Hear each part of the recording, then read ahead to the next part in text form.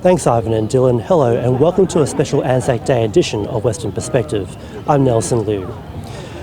Australians and New Zealanders have joined the war effort since World War I out of a sense of duty to the nation, but the horrors of combat have changed attitudes to war following increasing deaths in battle. The ANZAC spirit has remained though, many troops believing there's still no greater act than serving your country. Today, we take a look at the significance and remembrance of Australians who have given their lives in battle as we pay our respects to fallen troops 100 years after the first ANZAC Day service. It was the battle that introduced Australians to the horrors of war. Australian soldiers fighting on the Western Front in World War I, experiencing mass deaths for the first time. But while many troops died serving their country, their involvement created an identity of what it means to be Australian while being remembered for their sacrifice. He was only 17 at the time. James de Pruzel is one of those men who fought for Australia in World War I, who didn't make it back home. He joined the war effort in 1915 for an adventure, fighting in the battle at Mouquet Farm in France in the Battle of the Somme. He had to get his parents' permission, signed permission to join. He was 19 when he arrived in France, and he survived for only 3 weeks there before his death. John George Cosson was another who found the war his calling when he enlisted. He had 4 children.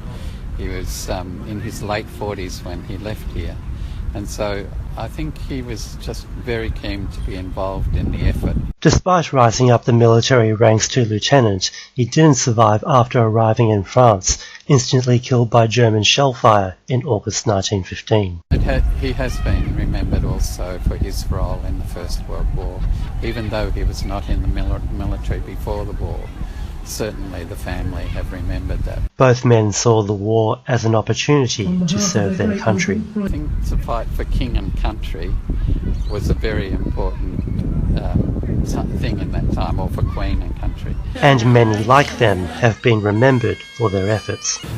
It is a very poignant symbol of the enormous sacrifice that so many young men made, and young women to some extent later on, made in the service of their country. And war veterans say that symbol of sacrifice represents the continuation of the ANZAC spirit and is characteristic of being Australian. We keep their memories alive. Because we keep their memories alive, we keep alive the values of compassion, of courage, of mateship, of endurance, of tenacity, all of the sorts of things that are characteristic of making us Australians. However, he also believes Australians will be enthusiastic about fighting for their nation if the time comes again. Should freedom be threatened in the way that it was during those years of the First World War, that young Australians will step up as strongly and as enthusiastically as they did that 100 years ago. And the families of James de Pruzel and John Cosson say, despite the deaths of their family members from the war, their passing wasn't in vain. By acknowledging the past, we also recognise what's happening at the present and look forward to a future that's more peaceful. And that's all the time we have for this week. Until next week, bye for now.